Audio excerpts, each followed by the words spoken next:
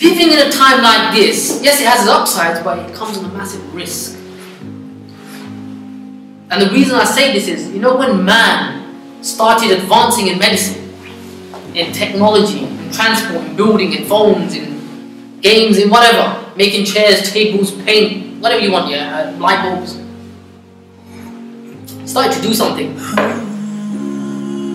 It had an effect on man. It started making them prideful. It made man arrogant.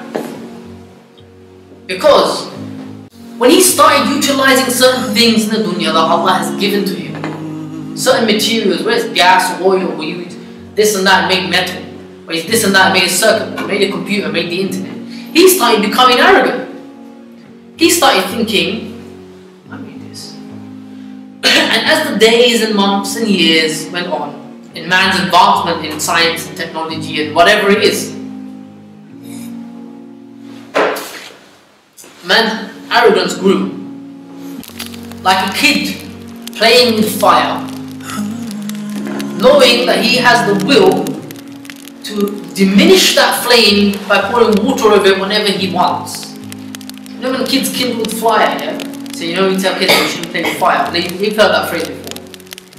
It's because they don't know what they're playing with, the dangers and the risks involved of it. But the kid becomes arrogant. Why? Because he thinks, I got a glass of water, I'll pour it out whenever I feel like. And that's effectively man. It's got to a stage where it's no more sami'na wa ata'na.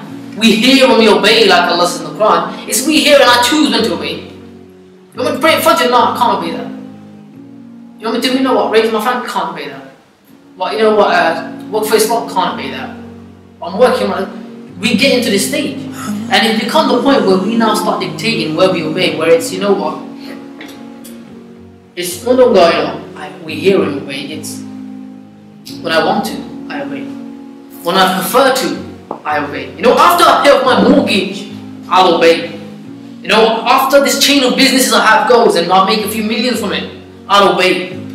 After I marry, I'll obey. After I watch this movie, I'll obey. After I watch Match of the Day, my best team is on. When Man U stop playing, that's when I'll obey.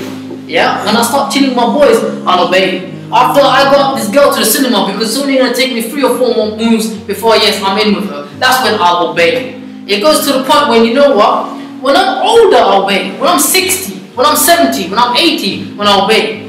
And then now, finally, when you reach that age, okay, now I'll obey. Now. What do you mean now?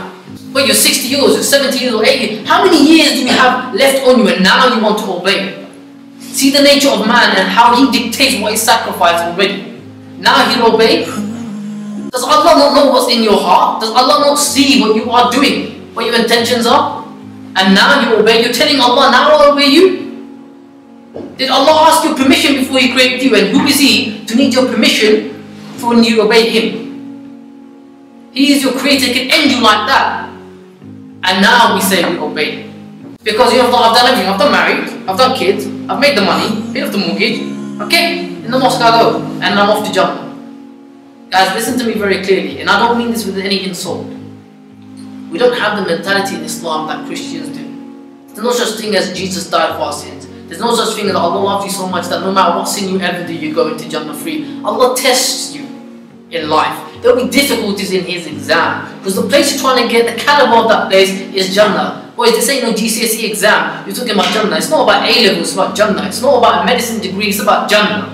A place like that, I tell you right now, will come free. It takes all the sacrifice you can think of, you can muster, you can imagine, your life and your death. Like Allah subhanahu wa ta'ala, what did He say? Say indeed my prayer, my rites of sacrifice, my living, everything about life is done by a living. My living and my dying, even your death, are for Allah, Lord of the worlds.